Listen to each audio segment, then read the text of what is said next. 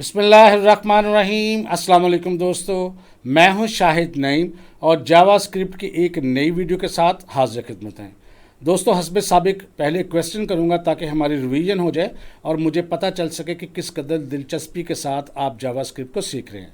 तो आज का क्वेश्चन ये है कि एस्केप सीक्वेंस कोड्स के साथ उसके शुरू में कौन सा करैक्टर इस्तेमाल होता है या कौन सा सिंबल इस्तेमाल होता है, और साथ ही उसका ज़िमनी क्वेश्चन ये है कि एस्केप सीक्वेंस कोड के अंदर कौन सा करैक्टर यूज़ होता है न्यू लाइन इंसर्ट करने के लिए। तो जब आप इसका रिप्लाई करें तो अपना नाम और अपने शहर का नाम ज़रूर लिखें ताकि हमारे इल्म में आ सके कि आप कहाँ से हमारे साथ जावास्क्रिप्ट को सीख रहे हैं।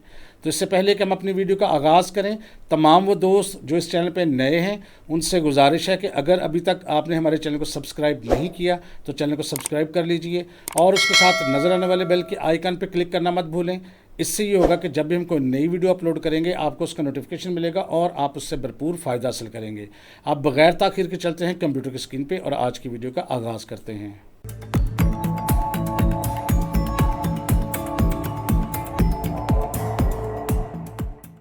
तो दोस्तों, अब हम जिस नए टॉपिक का आगाज़ करना जा रहे हैं वो है डॉम। डॉम क्या है? ये बहुत ही इंपॉर्टेंट टॉपिक है जावास्क्रिप्ट का। तो सबसे पहले ये समझ लें कि डॉम से मुराद होती है डॉक्यूमेंट ऑब्जेक्ट मॉडल।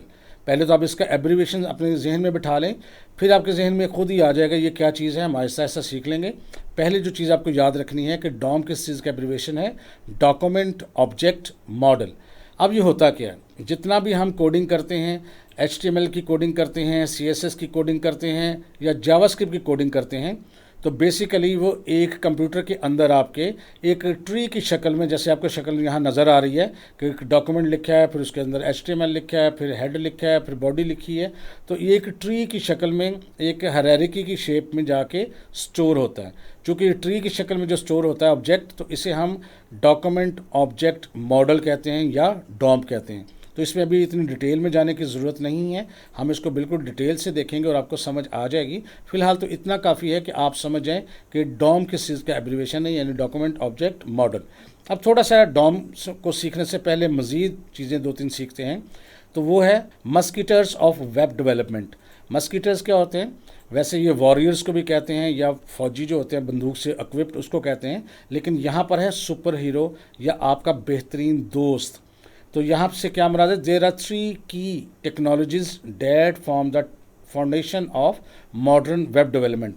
यानी 3 ऐसी टेक्नोलॉजीज़ हैं जो मिलकर आपको वेब डेवलपमेंट की फैसिलिटी देती हैं, जो मॉडर्न वेब डेवलपमेंट की टेक्नोलॉजी है उसको आगे लेके आती हैं। वो 3 दोस्त कौन से हैं? तो वेब डेवलपमेंट में जो सबसे पहला दोस्त है वो है आपका HTML यानी हाइपर टेक्स्ट मार्कअप लैंग्वेज।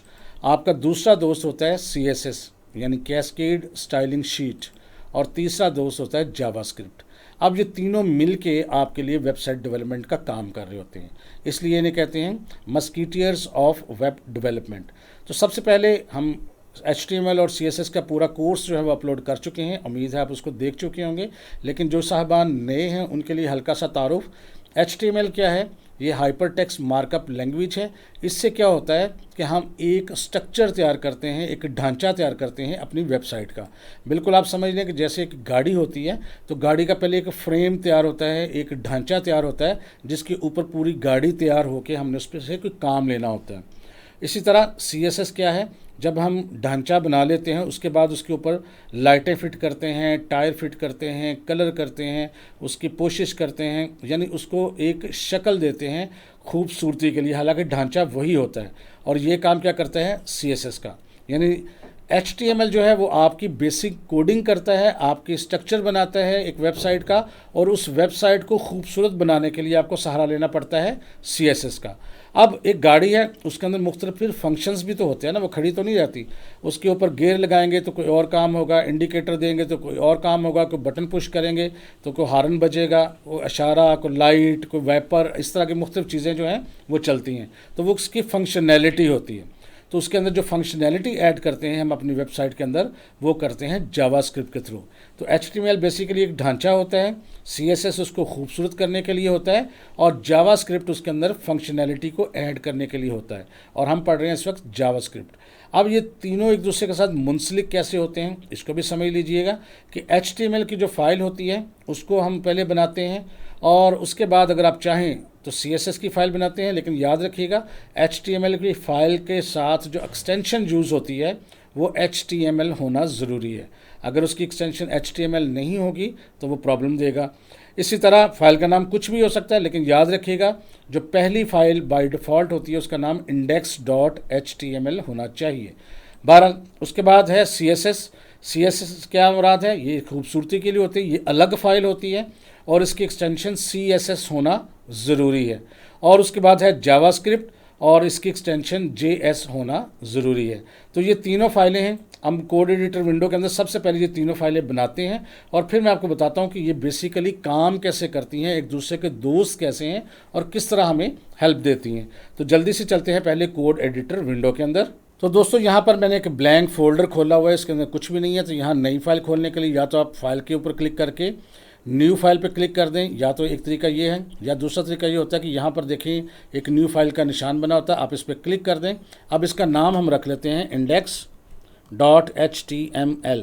तो ये एक फ़ाइल बन गई है, अभी इस खाली है, कुछ नहीं है, हम सिर्फ फाइलें बनाएंगे। उसके बाद यहाँ पर फिर प्लस के निशान पर मैं क्लिक करता हूँ, तो यहाँ पर हम एक फ़ाइल बनाते हैं जिसका नाम रख लेते हैं myscript.css। तो ये CSS की फ़ाइल बन गई है। अब तीसरी फाइल हम बनाते हैं यहाँ पर mycode.js। तो इसका मतलब ये हुआ HTML हमारी एक फ़ाइल है और mycode.js जावास्क्रिप्ट की फ़ाइल है और myscript.css आपकी CSS की फ़ाइल है। अब ये तीनों काम कैसे करती हैं, सबसे पहले इसको देखते हैं। तो जावास्क्रिप्ट के अंदर यहाँ पर हम रहते हैं और अब हमने ये करना होता है कि इसके अंदर पूरा एक स्ट्रक्चर जो है टाइप करना होता है, लेकिन VS कोड एडिटर हमारी ये फैसिलिटी देता है कि उसका जो बेसिक स्ट्रक्चर है वो हम खुद ब खुद लिखवा लें। उसके लिए हमें शिफ्ट के साथ साइन ऑफ एक्सक्लेमेशन टाइप करना पड़ता है और जो ही हम साइन ऑफ एक्सक्लेमेशन टाइप करेंगे, यहाँ पर स्क्रीन पर देखें तो आपके पास बेसिक कोड वो लिख कर लेके आएगा। अब इस कोड को अगर आप गौर से देखें तो इस कोड के बेसिकली बुनियादी तौर पे दो हिस्से होते हैं जो मेन कोड है, लेकिन उससे पहले एक चीज़ है डॉक्यूमेंट टाइप। ये HTML5 को रिप्रेजेंट करता है, HTML की लैंग्वेज इंग्लिश है, ये चीज़ को रिप्रेजेंट करता है। उसके बाद जो मेन पार्ट आता है वो उसका है हेड। ये हेड देखें, ये टैग होता है, यहाँ पर ये देखें लेस देन साइन और ग्रेटर देन साइन के साथ इसको करते हैं तो ये शुरू होता है टैग, और यहाँ पर अगर स्लैश लगा के लेस देन साइन और ग्रेटर देन साइन के दरमियान हेड लिखें तो इसका मतलब ये टैग यहाँ पर एंड होता है। उसके अंदर इसकी कुछ मेटा डिस्क्रिप्शन होती है, इसके अंदर आप मज़ीद डिटेल जाने की ज़रूरत नहीं है, इसमें आपको स्क्रीन कितनी रखनी है। इसमें जो मेन चीज़ है वो आपका है टाइटल। टाइटल क्या करता है अभी मैं आपको बताता हूँ। उसके बाद ये आपका बॉडी के अंदर तमाम का तमाम कंटेंट होता है जो आपने वेबसाइट बनानी होती है, वो सारा का सारा आपने इसके अंदर उसको बनाना होता है। इसके अंदर आप कोई भी टैग्स लिख सकते हैं, ज़ाहिर है उसके लिए आपको HTML का आना ज़रूरी है, लेकिन बहरहाल बेसिक सी चीज़ें हम यहाँ साथ साथ करेंगे। अगर हम एक सबसे पहले एक बेसिक सा टैग लिखते हैं, यहाँ पर लिखता हूँ मैं div और एंटर प्रेस करता हूँ, ये देखें div आ गई है और उस क्लोजिंग टैग उसने खुद लगा दिया है। इसके अंदर मैं क्या करता हूँ, मैं एक H1 हेडिंग 1 होता है, ये H1 H2 H3 हेडिंग्स होती हैं, H6 तक चलती हैं। H1 में लिख के एंटर प्रेस करता हूँ। अब इसके अंदर जो भी हेडिंग लिखेंगे वो उसकी आपकी मेन हेडिंग बन जाएगी। मैं आपको एक दफ़ा इसके अंदर कुछ लिख कर दिखा देता हूँ, जैसे मैं यहाँ लिख देता हूँ एग्लो स्कूल सिस्टम, ये मैंने एक हेडिंग्स दी है। अब मैं इसको सेव करता हूँ। सेव करने के लिए आप फाइल के अंदर जाके यहाँ पर सेव पर क्लिक कर सकते हैं, या इसका शॉर्टकट है Ctrl+S, वो यूज़ कर सकते हैं। ये सेव हो गई। अब इसको खोलने के लिए या तो आपके पास एक एक्सटेंशन हो लाइव सर्वर के नाम से, जो आप यहाँ से जाके यहाँ करें सिलेक्ट और यहाँ लिखें लाइव सर्वर। लाइव लिखकर आप यहाँ छोड़ेंगे तो लाइव सर्वर खुद ही आ जाएगा। ये देखें, ये पहली एक्सटेंशन होती है, चूँकि मैंने इंस्टॉल की हुई है। आपने इस पर क्लिक करना है तो यहाँ आपको मुझे अनइंस्टॉल नज़र आ रहा है ना, यहाँ पर आपको, तो यहाँ आपको इंस्टॉल नज़र आएगा। आपने इस क्लिक करना है तो बस इंस्टॉल हो जाएगी, कोई लंबा चौड़ा काम नहीं है। तो मैंने चूँकि इंस्टॉल की हुई है तो ये आ रहा है। तो बार इसके कन्फ्यूज़ होने की ज़रूरत नहीं है, इससे सिर्फ ये फ़र्क पड़ता है आपको फ़ाइल जाकर खोलने की ज़रूरत नहीं पड़ती, बल्कि डायरेक्ट आप यहाँ से उसका प्रीव्यू देख सकते हैं। कैसे देख सकते हैं, मैं दोनों तरीक़ों से बताता हूँ कि अगर आपके पास लाइव एक्सटेंशन लाइव सर्वर हो तो कैसे आप इसको लाइव देख सकते हैं, या अगर ना हो तो फिर क्या करना है आपने, दोनों सूरतों देख लें। तो पहले आप यहाँ देखें, ये लिखें राइट साइड पे नीचे लिखा हुआ है गो लाइव। आप एक दफ़ा इस पर क्लिक करेंगे, थोड़ी देर बाद आपको यहाँ पर एक मैसेज आ जाएगा और उसके साथ ही यहाँ पर आपके सामने एक उसकी प्रीव्यू खुल जाएगा, जो आपने लिखा था उसका रिजल्ट आपके सामने यहाँ आ गया है। अगर आपके पास ये एक्सटेंशन ना हो तो आपने ये क्या करना है, इसको मैं बंद कर देता हूँ। तो सबसे पहले आपने चले जाना है अपने माई कंप्यूटर के अंदर, उसके अंदर जहाँ जिस ड्राइव के अंदर आपने फोल्डर बनाया हो, मैंने सी के अंदर बनाया, आपने उसके अंदर जाना है। उसके बाद यहाँ जावास्क्रिप्ट ट्यूटोरियल के नाम से फोल्डर है, मैंने इस पर क्लिक करना है और यहाँ मैंने डॉम के नाम से फोल्डर बनाया, यहाँ पर मैं सारा काम कर रहा हूँ। और यहाँ पर ये देखें जो तीनों फाइलें हमने बनाई थी वो यहाँ मौजूद हैं। आपने html.index पर सिर्फ डबल क्लिक करना है, ये देखें फाइल आपकी खुल गई। तो चाहे उस तरह कर लें या इस तरह कर लें, बात एक ही है। अब कोड एडिटर विंडो के अंदर हम यहाँ पर ये जो फाइल्स का ऑप्शन, इस पर क्लिक करते हैं तो आपकी फाइल्स दोबारा आ जाती हैं। अब ये एक छोटी सी हमने हेडिंग बनाई है, इसके अंदर एक और हेडिंग बनाते हैं और ये मैं डिव के अंदर बना रहा हूँ। यहाँ पर मैं क्लिक करके यहाँ लिख देता हूँ H3, छोटी हेडिंग आएगी, इसके अंदर लिख देता हूँ सब्जेक्ट्स लिस्ट। तो ये मैंने Ctrl+S किया। अब अगर मैं अपने ब्राउज़र के अंदर जाऊंगा तो वो अपडेट हो चुका होगा और उसका प्रीव्यू देख लेते हैं। तो ये देखें यहाँ पर अभी अगर प्रीव्यू नहीं आ रहा तो आपको ये करना है, अगर आपने लाइव सर्वर की एक्सटेंशन दी हो तो फिर खुद ब खुद आता है। अगर आपने फाइल खुद खोली हो तो आपको यहाँ से ये देखें ऊपर जो निशान बना होता है रीलोड दिस पेज पर क्लिक करना है। तो ये जब रीलोड होगा तो आपको दूसरी भी नज़र आ जाएगी हेडिंग। थोड़ा सा इसका मैं जूम इन कर लेता हूँ ताकि आपको बड़ा नज़र आए। मैं अपना जो ब्राउज़र है उसका जूम करने लगा हूँ यहाँ पर। तो यहाँ पर ये देखें मैं इसको इतना बड़ा कर लेता हूँ ताकि आपको बड़ा नज़र आए। ये मैंने हेडिंग बड़ी नहीं की बल्कि सिर्फ जूम इन किया है ताकि आपको स्क्रीन पर बड़ा नज़र आए। अब कोड एडिटर पर दोबारा चलते हैं जी। हम एक काम और करते हैं, यहाँ पर एक लिखते हैं पी से मुराद है पैराग्राफ, एंटर प्रेस करते हैं और यहाँ इसके अंदर कुछ भी टेक्स्ट लिख सकते हैं। This is my paragraph text for our school. ये लें जी, एक पैराग्राफ लिख लिया। इसी तरह अगर आप चाहें तो एक और पैराग्राफ लिख लें, मैं एक और पैराग्राफ लिख लेता हूँ। We are learning JavaScript with Shahid Naeem, ये मैंने एक छोटा सा लिख दिया। इसी तरह अगर आप चाहें तो एक बटन का बना सकते हैं। यहाँ पर मैं यहाँ लिख देता हूँ बटन और इसके अंदर लिख देता हूँ क्लिक हेयर, ये मैंने यहाँ लिख दिया। सेव करके रिज़ल्ट देखते हैं जी। तो ये देखें ये छोटी सी एक वेबसाइट हमारी बन गई है और इसके अंदर मुख्तलिफ़ किस्म के यहाँ पर हमने चीज़ें दी। ये H1 है, ये H3 है, ये पैराग्राफ है, ये भी पैराग्राफ है और यहाँ पर ये बटन नज़र आ रहा है। अगर आप चाहें तो इसको इंस्पेक्ट करके भी देख सकते हैं। इंस्पेक्ट करने के लिए क्या करना पड़ता है, आपको राइट क्लिक करें और यहाँ पर इंस्पेक्ट पे क्लिक करें। आपके सामने साथ ही एक विंडो खुल जाएगी। इसका भी जूम थोड़ा मैं आउट करता हूँ। इस विंडो को समझ लीजिए। इसमें जो मेन चीज़ होती है एलिमेंट का ऑप्शन होता है। अगर आप एलिमेंट पे क्लिक करेंगे तो जितने भी इसके अंदर एलिमेंट यूज़ हुए हैं वो सारे के सारे आपको यहाँ नज़र आ जाएंगे। इस विंडो को आप जो बड़ा छोटा करके भी देख सकते हैं यूँ करके। तो ये देखें ये हेड टैग के अंदर जो चीज़ें हैं वो यहाँ यूज़ होकर नज़र आ रही हैं आपको। और यहाँ जो आपके बॉडी टैब के अंदर यहाँ डिव है और उस डिव के अंदर जो जो चीज़ें हैं वो यहाँ आपको साथ साथ नज़र आ रही हैं। अगर आपने देखनी हो कैसे, ये देखें इस पर क्लिक करें तो ये H1 को हाईलाइट कर रहा है आपके राइट साइड पे। अगर आपने सेलेक्ट किया तो लेफ़्ट साइड पे हाईलाइट कर रहा है, जिसका साइज़ में थोड़ा चेंज कर लूँ। ये H3 को मैंने सेलेक्ट किया, देखें H3 को आ रहा है और यहाँ पर देखें पैराग्राफ बटन। तो इस तरह आप चीज़ों को हाईलाइट करके भी देख सकते हैं। दूसरा तरीका ये होता है कि ऊपर ये देखें आपके सामने ये एक बटन सा बना होता है। अगर आप इस पर क्लिक कर दें तो आप जिस भी एलिमेंट पे क्लिक करेंगे तो उसकी डिटेल आपके सामने आ जाएगी। ये देखें H1 है तो यहाँ छोटा सा बॉक्स है, उसके अंदर H1 की डिटेल है, उसका कलर क्या है, उसका फ़ॉन्ट क्या है, मार्जिन कितना है, सारा कुछ। अगर आप निचले पे क्लिक करेंगी तो H3 के ऑप्शन आ रहे हैं। उसी तरह इसका साइज़ क्या है, उसका कलर क्या है, सारा कुछ। और यहाँ पर देखें पैराग्राफ और यहाँ पर बटन दिखा रहा है आपको, उसका कलर दिखा रहा है, उसका फ़ॉन्ट दिखा रहा है, उसकी बैकग्राउंड दिखा रहा है और पैडिंग वगैरह दिखा रहा है। तो इस तरह आप अपनी जो विंडो है इंस्पेक्ट विंडो उसको भी इस्तेमाल कर सकते हैं। याद रखिएगा जब इसमें से आपने एलिमेंट को सिलेक्ट किया हुआ है तो नीचे यहाँ स्टाइल आता है। स्टाइल से क्या होता है, अभी चूँकि स्टाइलिंग हमने की नहीं है तो जितनी भी CSS की हमने स्टाइलिंग की होती है वो इसके ऊपर हम अप्लाई कर सकते हैं। तो स्टाइलिंग कैसे करते हैं उसको भी देखते हैं। इसी तरह कंसोल पे क्लिक करेंगे तो कंसोल में जो जावास्क्रिप्ट की कोडिंग होगी वो हमें नज़र आएगी, उसकी आउटपुट नज़र आएगी और एलिमेंट के अंदर हमें HTML और स्टाइल के अंदर CSS का ऑप्शंस नज़र आएंगे। कुछ थोड़ी सी स्टाइलिंग करते हैं ताकि आपको अंदाज़ा हो जाए कि हम किस तरह काम कर सकते हैं। इसके लिए देखते हैं जी। अच्छा जी, अब हम अपनी स्टाइलिंग ऐड करने के लिए यहाँ पर जो हमारी myscript.css फाइल है इसके अंदर जाते हैं और सबसे पहले हम यहाँ लिखते हैं अपनी डिव की स्टाइलिंग करते हैं। तो हम यहाँ लिख देते हैं डिव और उसके बाद करली ब्रैकेट्स के अंदर हम यहाँ पर कुछ लिखते हैं। यहाँ पर लिख देते हैं जी हम हाइट, और हाइट हम इसकी रख देते हैं तकरीबन 600 पिक्सल्स।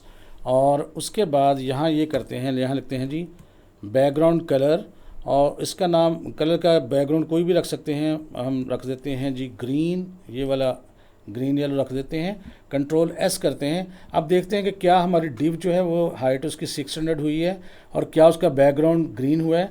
अभी हुआ नहीं होगा, क्यों नहीं हुआ मैं अभी आपको बताता हूँ। तो ये देखें जी, आउटपुट हमारी वैसी की वैसी है, कोई तब्दीली नहीं आई। उसकी वजह ये है कि हमने जो स्टाइलिंग की है उसका अभी लिंक नहीं बनाया अपनी HTML के साथ। जब तक हम अपना HTML के साथ लिंक नहीं बनाएंगे हमारा ये चेंज नहीं होगा। तो लिंक कैसे बनाना है इसको देखते हैं। अब ये जो हमारी डिव जिसको हमने कलर दिया है और हमने इसको हाइट दी है, इसका लिंक कैसे बनेगा। हम अपनी index.html में जाएंगे और यहाँ पर हेड के अंदर यहाँ लिखेंगे लिंक। तो लिंक लिखकर एंटर प्रेस करेंगे तो यहाँ REL स्टाइल शीट खुद ब खुद लिखा हुआ आ रहा है। ये आप चाहें तो खुद भी लिख सकते हैं अगर आपको नहीं आ रहा। तो href के अंदर आपने CSS फाइल का जो नाम रखा है वो आपने टाइप कर देना है, वो हमारा है माई स्क्रिप्ट। तो यहाँ खुद ब खुद लिखा आ गया, ये देखिए हमने क्लिक कर दिया। उसके बाद इसको कर लें सेव। अब ये हमने एक लिंक बना दिया अपनी CSS फाइल का अपनी HTML के साथ। अब देखते हैं रिजल्ट क्या तब्दीली हुई है। अब देखें, अब यहाँ पर देखें डिव की तब्दीली हुई है, काफ़ी बड़ी डिव हो चुकी है। इसकी हाइट थोड़ी कम कर देते हैं ताकि आपको नज़र सही से आए। अब ये देखें इसकी हाइट जो है मैं सिर्फ और सिर्फ यहाँ कर देता हूँ 400, काफ़ी कम कर दी। रिजल्ट देखते हैं, ये देखें डिव की हाइट कम हो गई है। अगर इसका बैकग्राउंड का कलर चेंज करना चाहें वो कर सकते हैं। ये देखें ग्रीन की बजाय अगर आप इस पर क्लिक करें तो आप कोई भी कलर ले सकते हैं। जैसे भी यहाँ पर मैं थोड़ा ऑरेंज सा कलर ले लेता हूँ यहाँ पर, और ये वाला। अब देखते हैं, सेव करते हैं फाइल। तो ये देखें कलर चेंज हो चुका है। इसका मतलब हमने स्टाइलिंग अप्लाई कर दी है। अब थोड़ा सा मज़ीद स्टाइल अप्लाई करते हैं। यहाँ पर हम कहते हैं H1 इनको को हेडिंग अप्लाई करते हैं और यहाँ पर इसकी स्टाइलिंग करते हैं H1 की। इसको हम कह देते हैं जी टेक्स्ट अलाइन सेंटर्ड। इसका मतलब है टेक्स्ट अलाइन सेंटर में हो जाए। और इसके अलावा इसका हम कलर चेंज कर सकते हैं। कलर इसका हम कर देते हैं जी, फ़र्ज़ करते हैं रेड। और अब देखते हैं कि क्या H1 पर रेड अप्लाई हुआ है। ये देखें H1 जो है वह सेंटर में भी आ गई और उसका कलर भी रेड हो चुका है। अगर आप चाहते तो पूरी बॉडी का टेक्स्ट भी सेंटर अलाइन कर सकते थे। उसके लिए क्या करते, अब यहाँ लिख देते बॉडी और यहाँ पर टेक्स्ट अलाइन और सेंटर। अब इसको सेव करते हैं। तो ये देखें एक ही वक्त में सारा का सारा टेक्स्ट वगैरह हर चीज़ सेंटर में आ गई। अब अगर हमने H2 या H3 सॉरी रखा हुआ है हमने सब्जेक्ट लिस्ट, इसका कलर चेंज करना हो तो वो भी कर सकते हैं। तो स्टाइलिंग ऐड करते जाना आपने। ये देखें H3 और यहाँ स्टाइलिंग ऐड कर देनी है आपने कलर, और कलर में इसका कर देता हूँ, फ़र्ज़ करते हैं ग्रीन। ये मैं ग्रीन कर दिया, सेव किया, रिजल्ट देखते हैं। ये देखें ग्रीन कलर आ गया। तो इस तरह आप चाहें तो एक एक चीज़ को अलग अलग भी दे सकते हैं, या एक तरीका ये होता है कि आप इनको एक क्लास दे दें।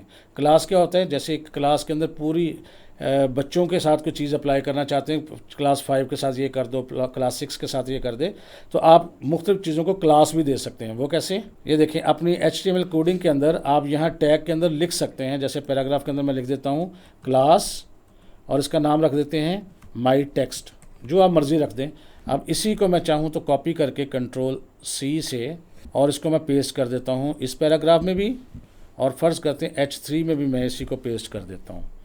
ठीक है, अब Ctrl+S करके देखते हैं कि रिज़ल्ट को तब्दीली हुई है। फ़िलहाल कोई तब्दीली नहीं हुई।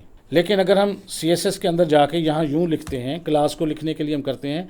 अब यहाँ क्लास की कोडिंग करने के लिए सबसे पहले हमें डॉट डालना पड़ता है, फिर क्लास का नेम वो था माई टेक्स्ट, ये था क्लास का नाम, और करली ब्रैकेट के अंदर हम यूँ लिखते हैं, यहाँ लिखते हैं जी कलर, और कलर इसका हम कर देते हैं जी ब्लू।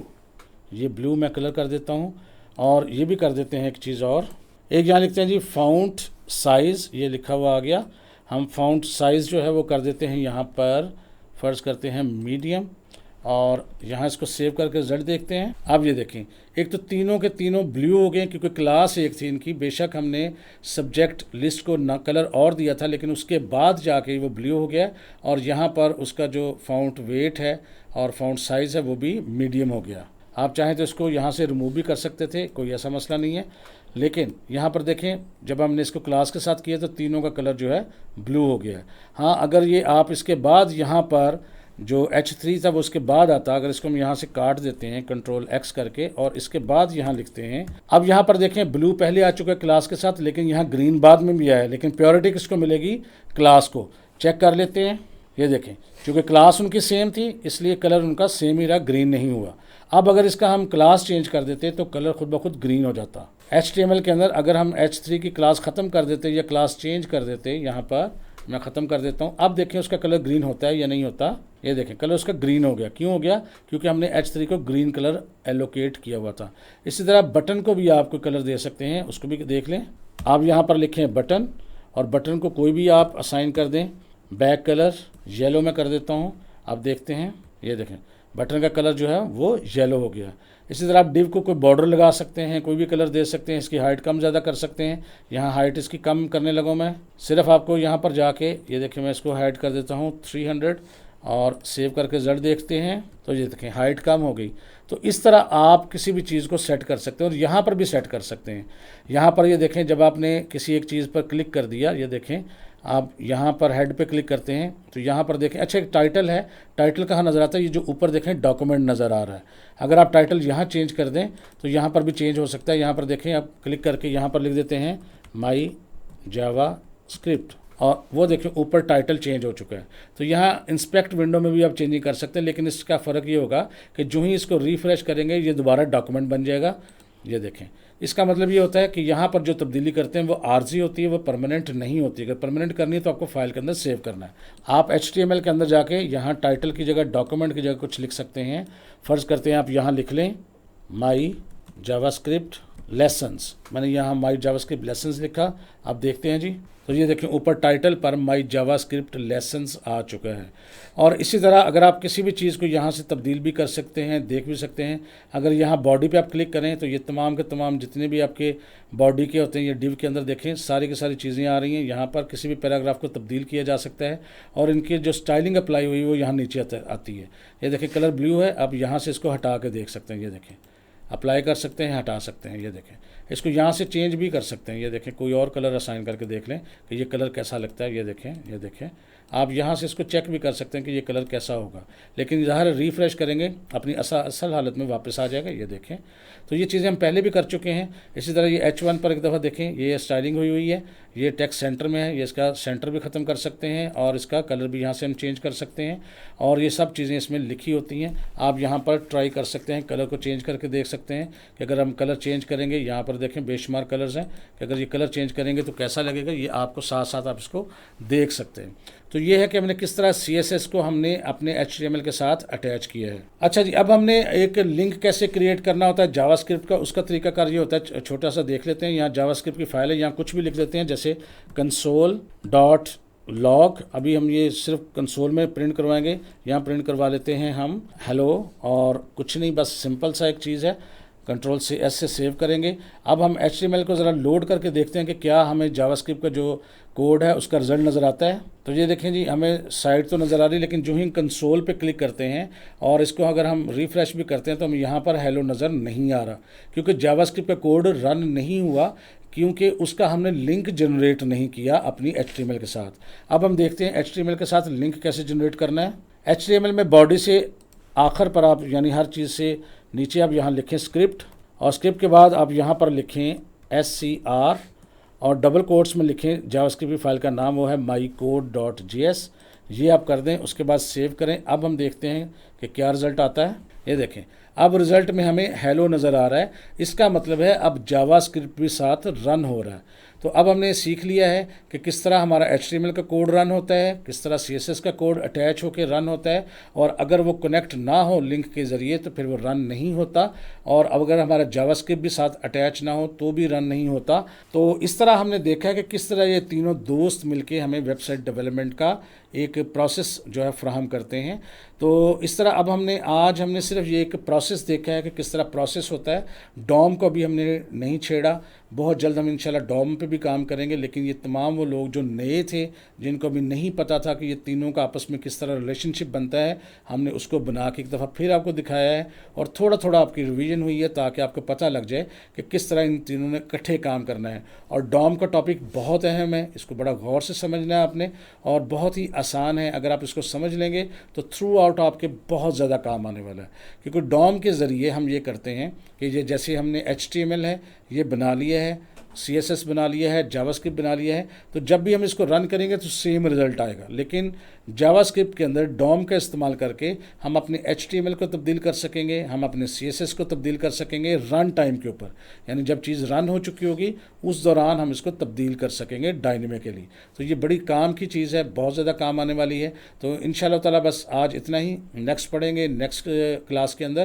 तो अगर आपको वीडियो अच्छी लगी है और कुछ नया सीखा है तो उसको लाइक कीजिए और शेयर कीजिए। इंशाल्लाह ताला दोबारा मुलाकात होगी कुछ नई चीज़ों के साथ, तब तक के लिए इजाज़त दीजिए। अल्लाह हाफिज़।